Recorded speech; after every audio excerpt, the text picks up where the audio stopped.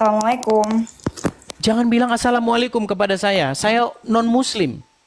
Gini, kakaknya itu terlalu fokus sama kesalahan orang muslim. Mending ya bagiku agamaku, bagimu agamamu. Udah toleransi bang, gak usah fokus sama kesalahan orang muslim. Ada orang Jawa, Jadi Anda kamu sudah mengakui berteori-teori bahwa Islam salah? jawabannya. Kenapa? Jadi Dian sudah mengakui bahwa Islam salah? Enggak mengakui. Tadi katanya Bagiku fokus agamaku, kesalahan. bagimu agamamu. Kalau kamu fokus saja sama ketentuan agamamu, nggak usah fokus ketentuan sama agama saya. Oh, gitu. Kamu terlalu fokus sama ketentuan agama Islam. Kenapa kamu bahas muslim terus? Baik. Gak bahas agamamu sendiri. Kalau Baik. fokus berdakwah, fokuslah agamamu sendiri. Oke, coba bisa baca ini? Kenapa itu? Coba baca dulu. Apa ini bacanya? Benarkah Bible dipalsukan? Apa itu? Siapa yang bikin acara ini? Gak tahu, itu oknum ya, itu oknum. Oh, Oknum sama oknum. seperti Anda menjelekan agama ya. Intinya Oke. saya tidak, intinya Pernah toleransi dengar? bang, Oke, toleransi sebentar. ya. Bagiku Sebentar. agamaku, bagimu agamamu. Baik, saya jawab. Sudah bisa saya jawab? Sudah bisa saya jawab? Apa? Oke. Pernah dengar Abdul Somad membahas-bahas Bible? Enggak pernah. Enggak pernah dengar. Setiap muslim juga punya panutannya masing-masing ya. Oke, pernah dengar Ustadz Adi Hidayat membahas-bahas Bible? Enggak pernah. Enggak pernah dengar. Tahu Zakir Naik? Zakir Naik tahu? Enggak tahu. Enggak Nggak tahu juga. Jadi saya mau pesan begini.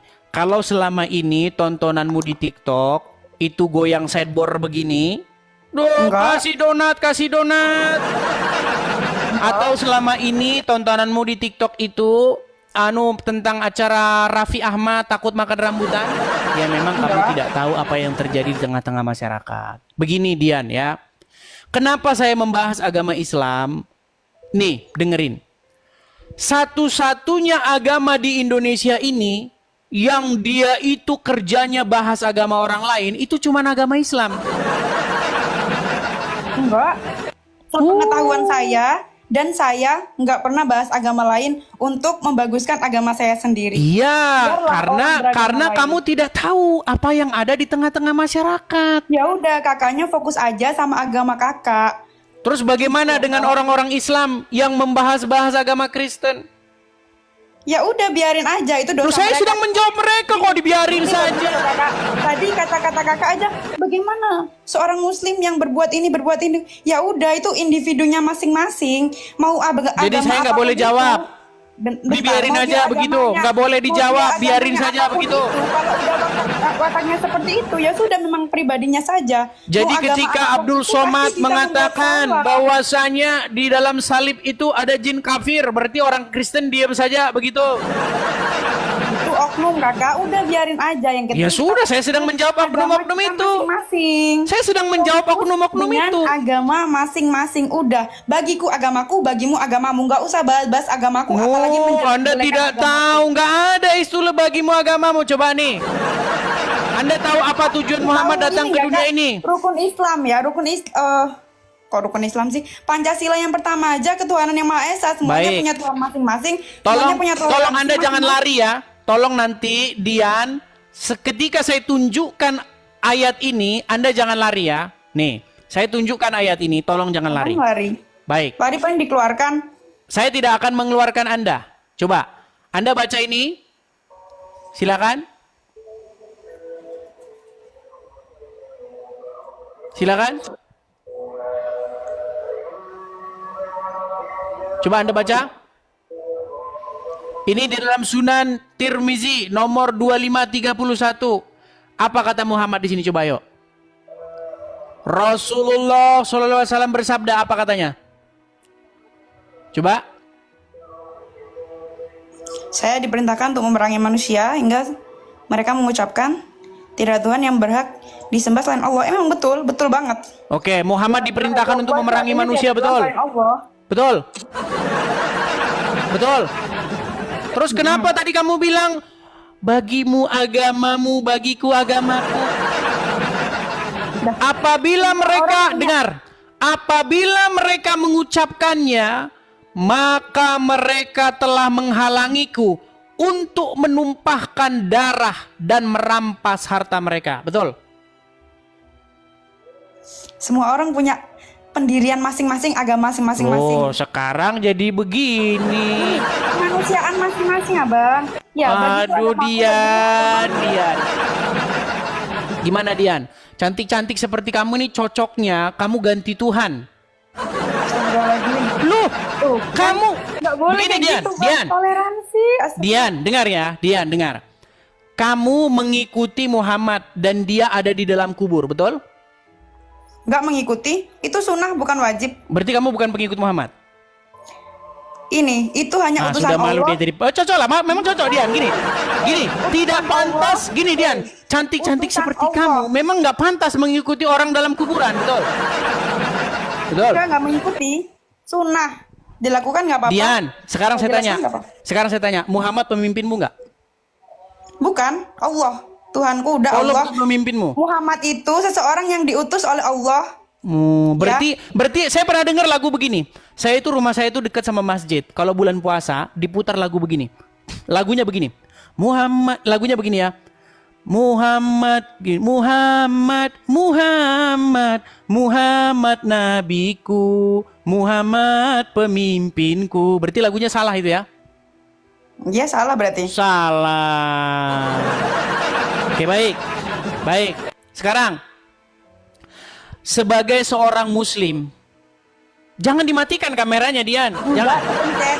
Gini, Dian, gini. Kalau kita mau bicara secara logis, sebagai seorang muslim, wajib nggak kamu itu menjadikan Muhammad sebagai suri tauladan? Wajib. Wajib. Muhammad Suri tauladan ya. ya, suri tauladan. Ya, artinya apapun yang diperbuat Muhammad itu merupakan contoh-contoh yang baik, betul? Betul. Of Di course. dalam sebuah hadis, Muhammad menikahi anak di bawah umur, tahu? Nggak tahu. Tapi mungkin banyak ya. Mungkin itu nggak patut ditiru, Bang. Itu sunnah. Tapi katanya barusan tadi kamu bilang Muhammad itu suri tauladan. Sama keadaan.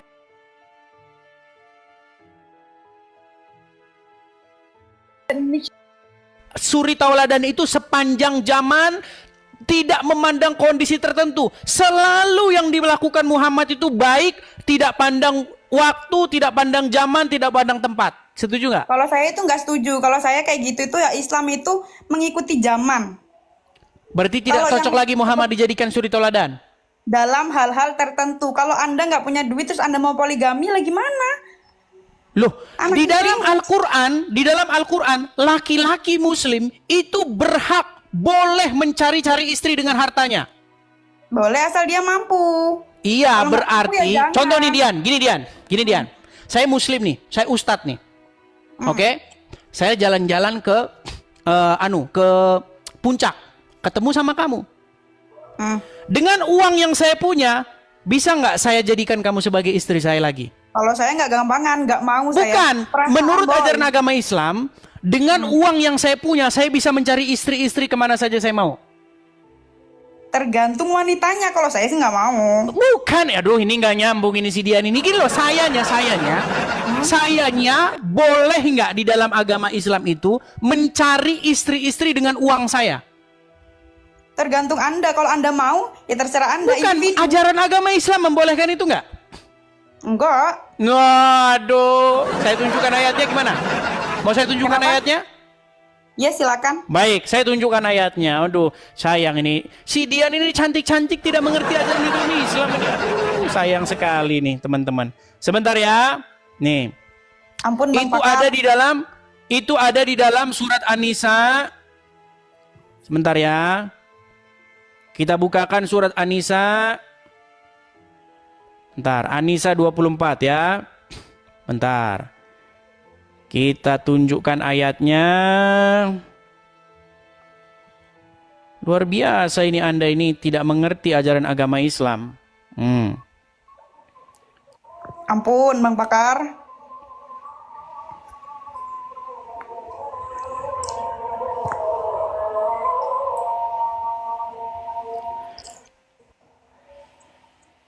Kepencet. Sabar ya teman-teman ya. HP saya agak sedikit lemot.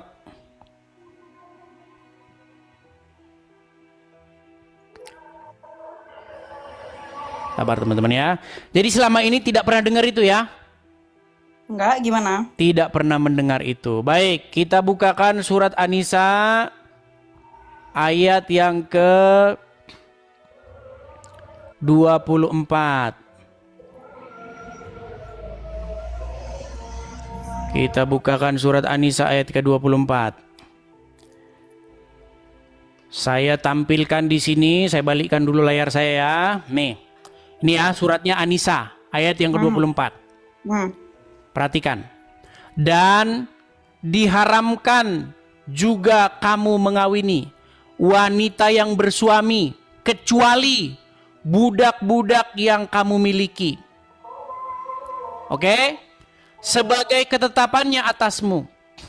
Dan dihalalkan bagi kamu selain yang demikian itu mencari istri-istri dengan hartamu untuk dikawini, bukan untuk berzina. Maka istri-istri yang telah kamu nikmati, maksudnya disetubuhi, di antara mereka berikanlah kepada mereka maharnya dengan sempurna sebagai suatu kewajiban. Dan tiadalah mengapa bagi kamu terhadap sesuatu yang telah kamu saling merelakannya sesudah menentukan mahar itu. Sesungguhnya Allah Maha mengetahui, Maha bijaksana. Perhatikan, fokusnya di sini nih, ya. Perhatikan ya. Dan dihalalkan bagi kamu selain yang demikian itu mencari istri-istri dengan hartamu. Jadi seorang laki-laki muslim dengan harta yang mereka miliki, boleh nggak mereka mencari istri-istri? Boleh. Boleh. Ya kan terserah orangnya, kalau dia punya duit nggak apa-apa. Iya makanya ini bukan masalah itu, tapi boleh kan? Boleh. Boleh kan? Tapi aku nggak mau.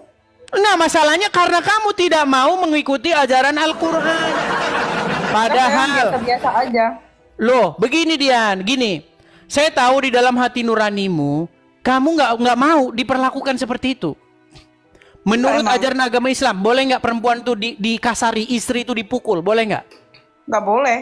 Boleh, gimana? Boleh, ada ayatnya. Ada ayatnya di mana seorang suami itu boleh memukul istrinya. Mau saya tunjukkan ayatnya? Nggak usah. Nggak boleh. Nggak mau. Oke, gini, makanya maksud saya begini. Salah satu diskusi lintas agama ini, Dian, kita itu memperbandingkan Injil dengan Al-Quran. Ajaran Muhammad dengan ajaran Yesus. Iya, boleh. Di dalam Bang. Injil. Tapi abang terlalu fokus ngejelekin Islamnya tuh. Aku yang nggak terima itunya. Saya nggak ngejelekin, Dian. Saya hanya mengatakan apa yang... Dian, saya nggak menjelekkan, saya mengatakan apa yang tertulis di dalam literatur Islam. Muhammad menikahi anak di bawah umur, namanya Aisyah. Kamu tadi nggak setuju bahwa Muhammad itu suri tauladan sepanjang zaman? Enggak, dalam beberapa hal mungkin iya. Dalam hal yang kayak gitu, aku kurang setuju sih. Iya, berarti Muhammad nggak sempurna kan? Nggak ada manusia sempurna. Iya, coba di dalam Al-Quran siapa manusia yang suci? Nggak ada yang suci. Lu ada ayatnya dalam Al-Quran. Satu-satunya manusia yang suci di dalam Al-Quran itu adalah Isa. Emang iya? Lu di dalam Quran surat Maryam ayat yang ke-19. Ketika Maryam ada sosok yang ruhana, ruhnya Allah yang telah menjelma menjadi manusia di hadapan Maryam berkata, "Innama ana rasulu li ahaba laki gulaman zakiyan." Tahu nggak artinya apa? Enggak, apaan? Sesungguhnya saya ini utusan Tuhanmu untuk memberikan kepadamu seorang anak laki-laki yang suci. Jadi yang suci itu menurut Al-Quran adalah Isa. Emang iya?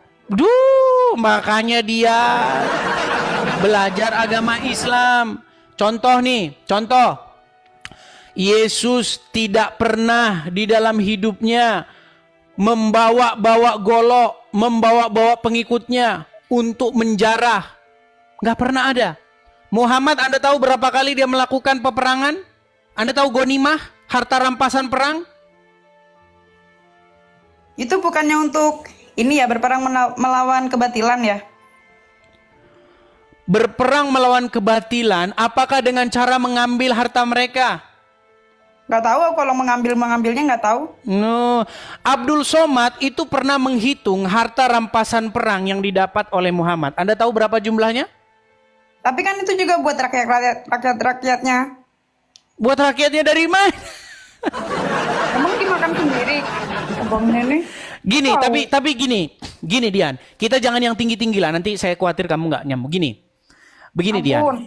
Begini ya. Kita ini sebenarnya berbicara tentang kepada siapakah kita itu mengikuti, kepada siapakah kita itu patuh dan tunduk. Kristen, saya sebagai orang Kristen, saya berbicara mengenai kepada siapa saya patuh dan tunduk. Saya patuh dan tunduk kepada Yesus.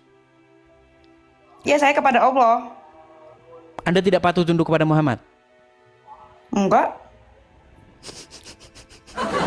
Oke lah teman-teman, kita punya satu orang Muslim di sini, ya, yang dia sudah tidak mau patuh kepada Muhammad, betul? Patuh dalam hal yang tertentu. Kalau yang kamu selalu jelek-jeleknya terus, baik-baiknya enggak. Dian, kepada siapa Anda harus berkata sami'na wa ta'na?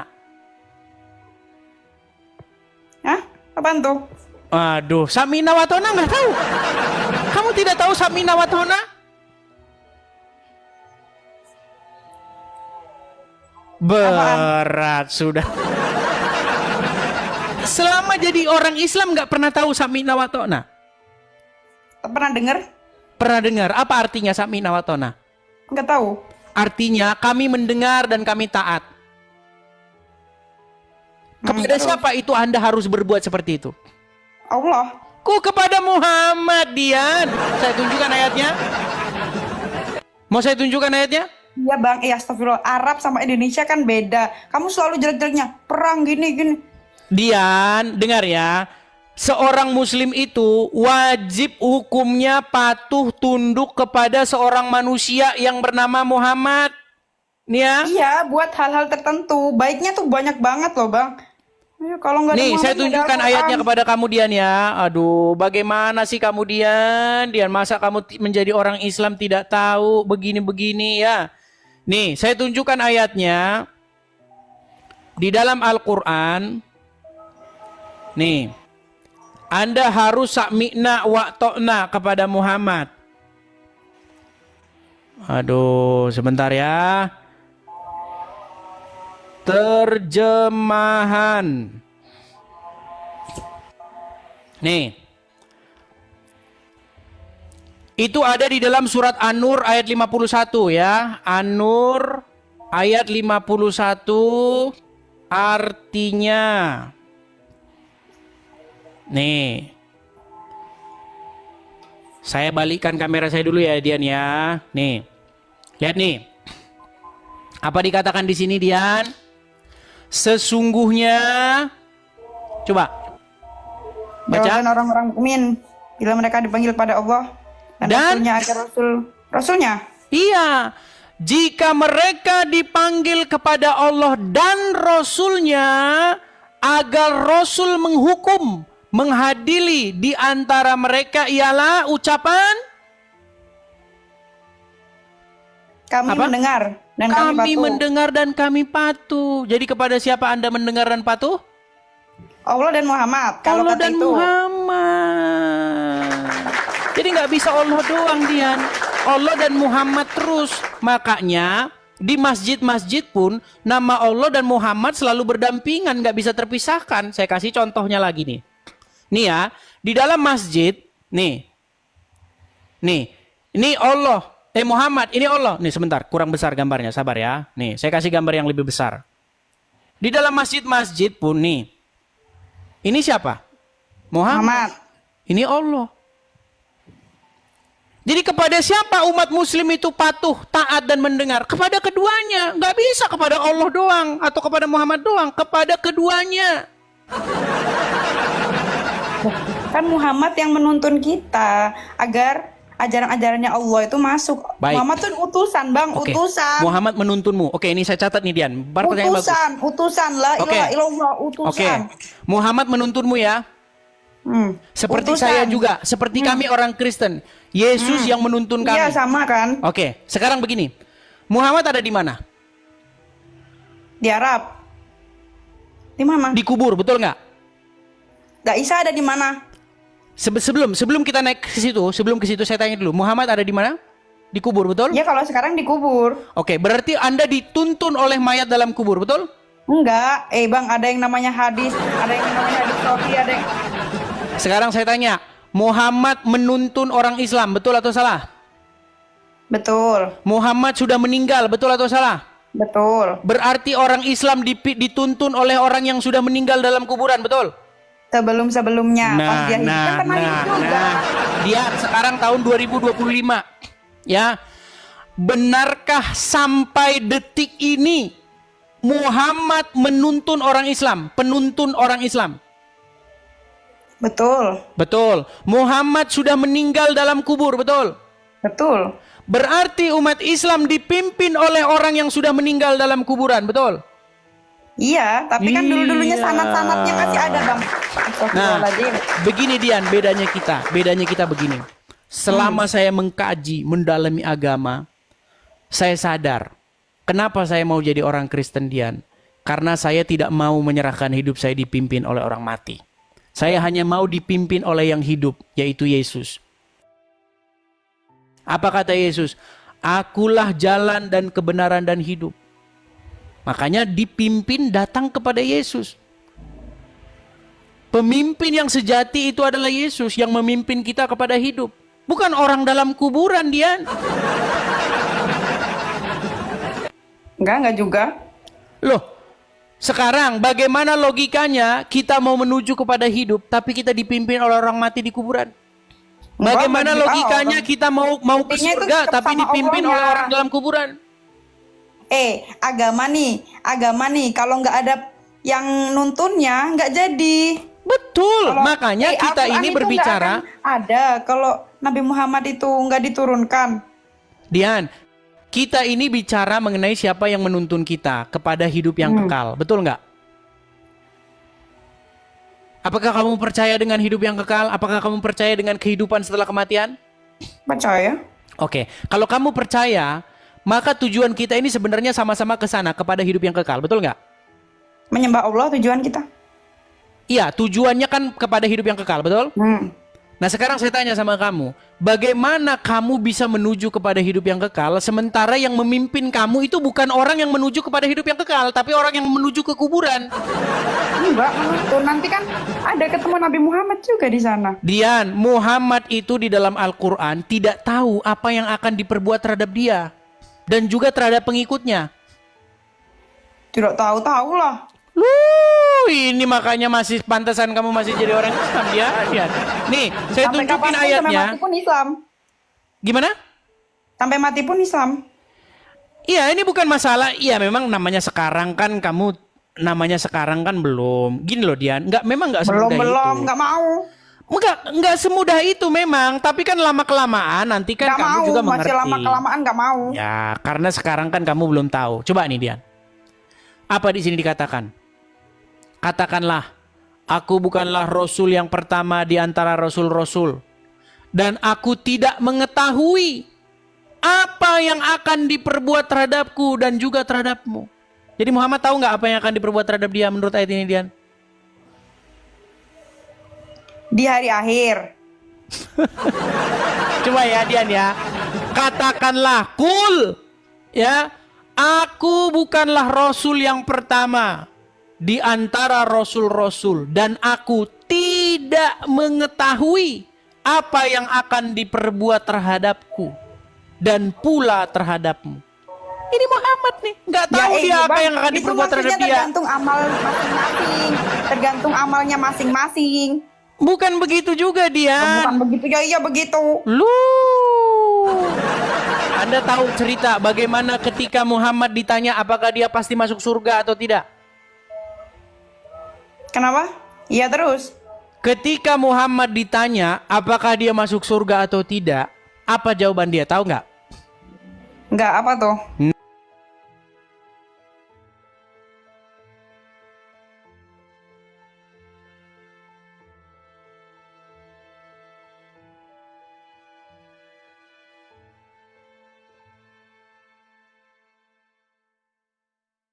Terus gimana? Oke, ketika kami orang Kristen memuja-muja Yesus di gereja, ya Yesus, kalian bilang lagi nyembah Yesus, betul nggak? Enggak, terserah Anda. Kalau aku sih ya, bagiku agamaku, bagimu agamaku. Enggak, Dian, kita bukan ngomongin itu loh. Kita ini ngomongin Aku fokus itu. Enggak, aku tuh fokus itunya. Aku udah agama Islam, ya udah agamaku tenang. Kakak juga agama kakak aja, udah fokus sama agama kakak. Berbagi kebaikan dengan dalil-dalil agama saya kakak. setuju dengan kamu, tapi mustahil kamu menjadi baik di detik yang sama kamu jadi Islam. Maksudnya? Bagaimana mungkin kamu bisa menjadi orang baik tapi di detik yang sama kamu jadi orang Islam? Bisa aja. Oke, baik. Setiap Kalau kamu agama seorang kan Muslim, apa yang harus kamu lakukan jika bertemu dengan orang Yahudi dan Nasrani? Tadi kan kamu bilang, Dian, kita ini sama-sama jadi orang baik saja, ya kan? Saya Islam, saya berbuat baik, kamu Kristen, kamu berbuat baik. Nah, saya setuju dengan kamu. Masalahnya begini, kalau kamu mengikuti agama Islam, kamu nggak mungkin bisa jadi begitu. Nih, saya tunjukin sama kamu ya. Nih, saya bisa loh. Karena kamu tidak melakukan ajaran agama Islam. Seperti tadi barusan masuk kamu bilang, Assalamualaikum sama saya. Padahal itu bukan ajaran agama Islam. Nih, saya tunjukkan sama kamu ya Dian ya. Nih, ini kita harus banyak mengajar teman-teman. Karena banyak orang Muslim yang tidak tahu dengan agamanya. Nih ya Dian ya. Nih Dian nih. Nih ya. Ini hadisnya berkata bahwa Rasulullah Shallallahu Alaihi Wasallam bersabda, janganlah memulai mengucapkan salam kepada Yahudi dan Nasrani.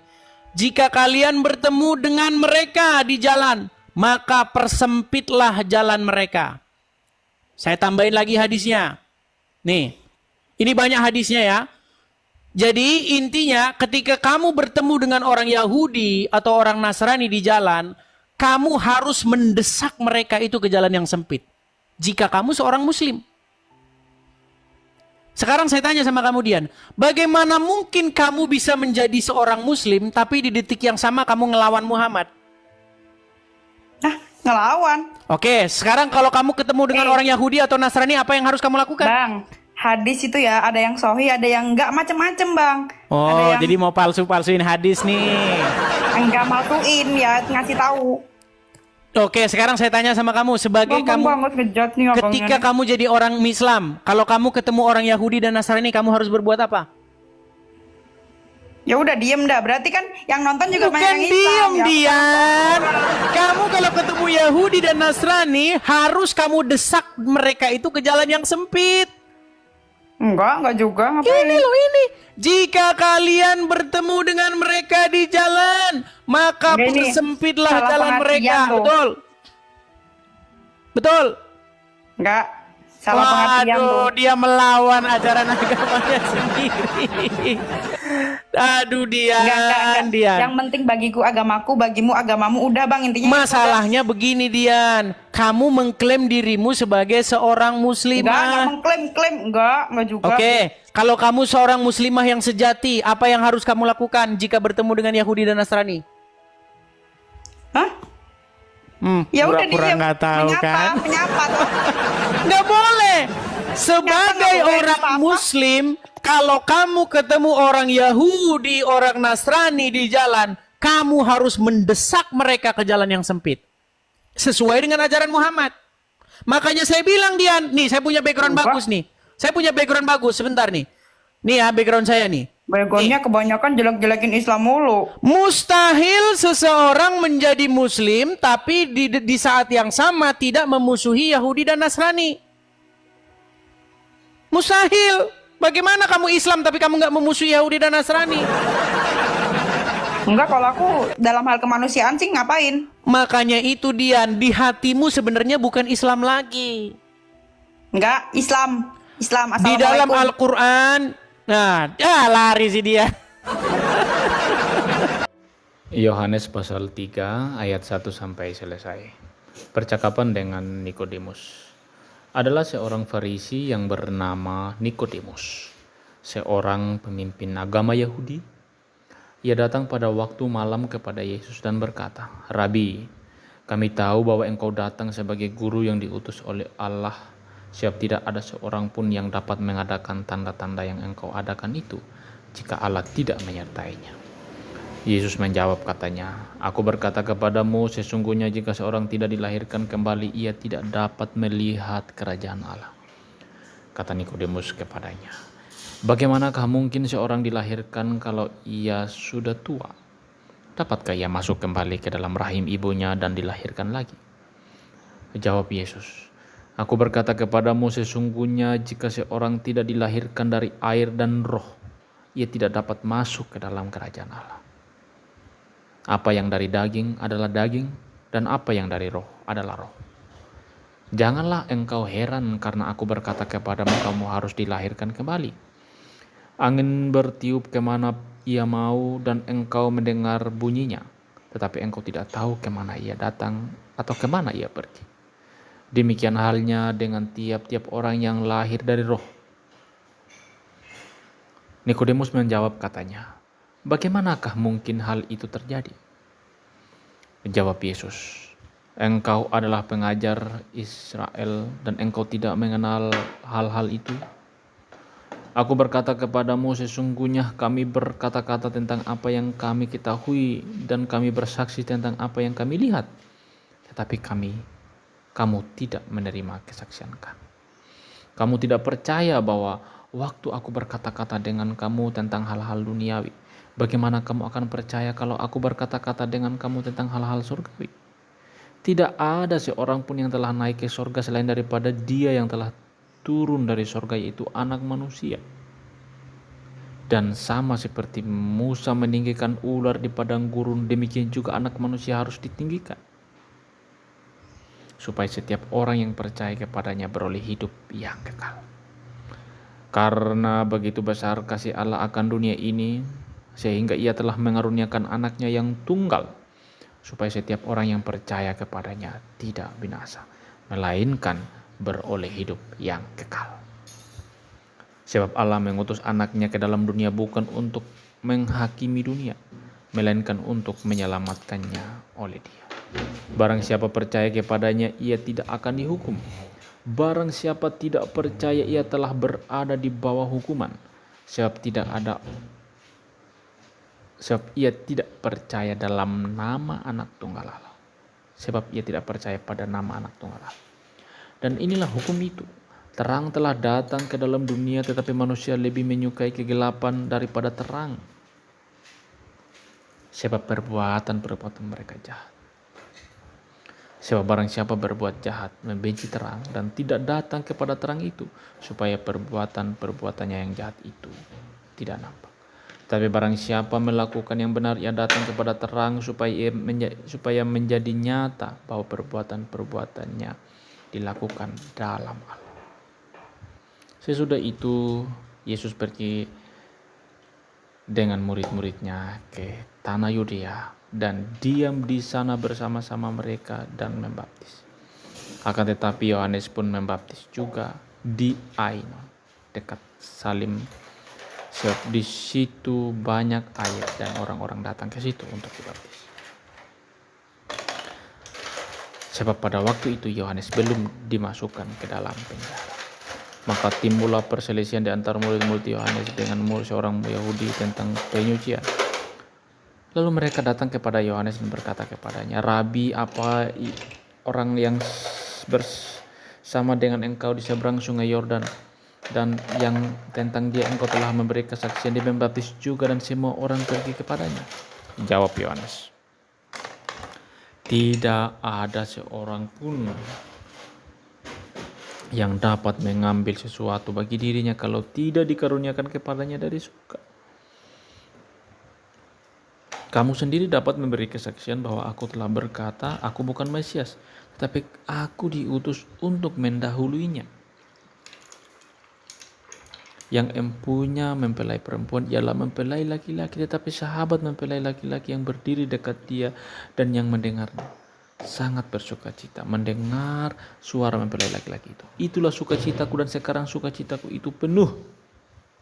Ia harus makin besar, tapi aku harus makin kecil. Siapa yang datang dari atas adalah dari atas semuanya. Siapa yang berasal dari bumi termasuk pada bumi dan berkata-kata dalam bahasa bumi. Siapa yang datang dari surga adalah di atas semuanya.